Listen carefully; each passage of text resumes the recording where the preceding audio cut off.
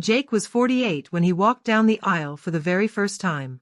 His bride, Amanda, had just celebrated her 30th birthday. Nearly everyone around him insisted it was a terrible idea, constantly reminding him of the 18-year age gap. They claimed she came from a completely different world, with values that would never align with his. But Jake refused to listen. He adored every second he spent with Amanda.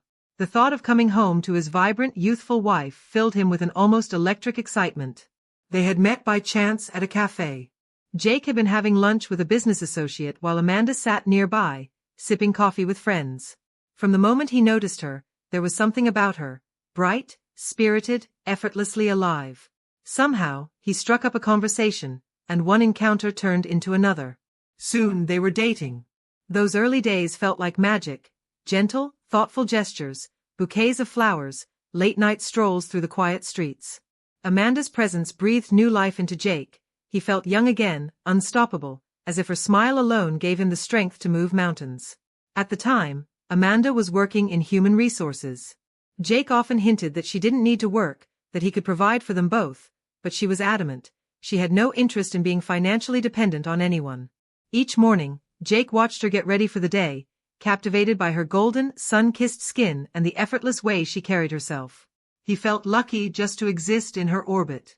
Yesterday, I interviewed a couple of candidates for an open role, Amanda mentioned one morning, tugging on her jeans and fastening the button. One of them is supposed to start today. Jake loved hearing her talk about her job with such enthusiasm. How about we go out for dinner tonight? He suggested. That sounds perfect. Amanda smiled, pressed a quick kiss to his lips, and headed out the door for work. That evening, Jake picked her up and whisked her off to a cozy, upscale restaurant. He was used to the stares they drew.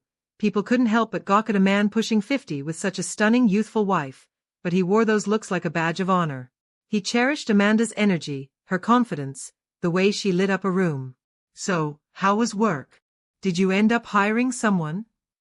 Jake asked as the server placed steaming entrees in front of them, the rich aroma filling the air. Actually, we hired two, Ben and Stacy, Amanda replied, her face brightening. Their conversation flowed naturally over dinner. They laughed, savored every bite of food, listened to the live music drifting through the restaurant, and shared lingering glances across the table. Underneath the tablecloth, Jake reached for Amanda's leg, and she shot him a slightly tipsy grin that warmed him to his core. For a while, life felt perfect.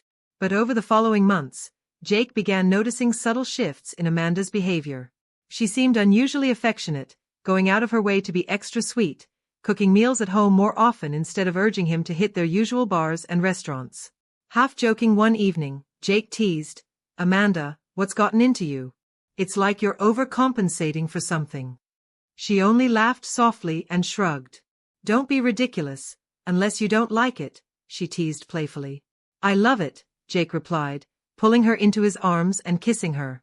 But even as he held her close, he couldn't ignore the constant buzzing of her phone. She always tilted the screen away when reading her messages, something she had never done before. When Jake asked, she insisted it was just work.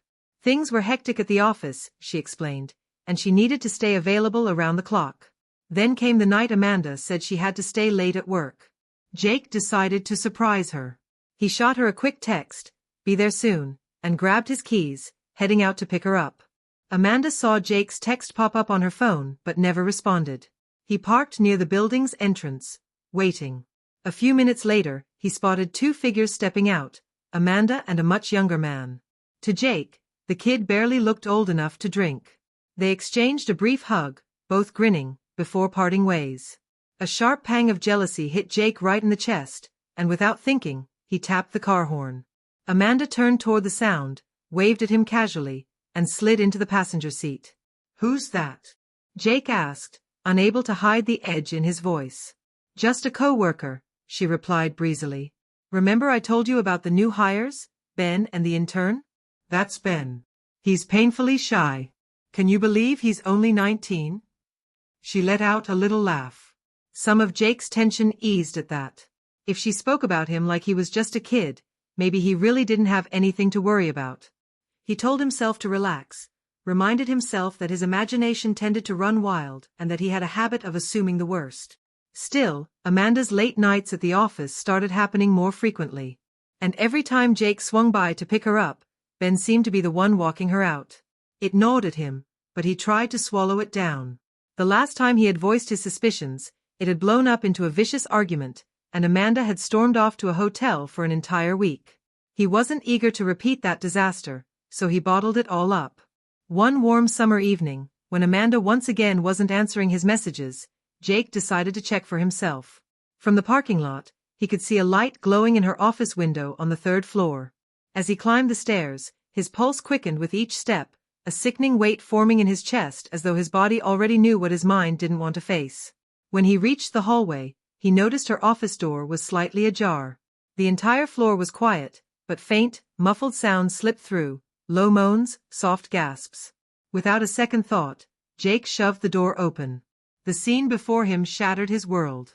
Amanda was on her knees in front of the same young man, her shirt tossed aside, his pants bunched around his ankles. Ben's eyes went wide with panic as he scrambled to yank his clothes back on. Amanda didn't even look up, desperately clutching her blouse to cover herself. In 3 furious strides, Jake crossed the room and grabbed Ben by the collar. The kid whimpered, and Jake drew back his fist to hit him. Before the punch landed, Ben broke down sobbing. Something about the pathetic sight stopped Jake. He released his grip, and Ben bolted out of the office, fleeing down the stairs. Jake stood there shaking, his voice breaking as he stared at the woman he thought he knew. "What did I do wrong, Amanda? I gave you everything."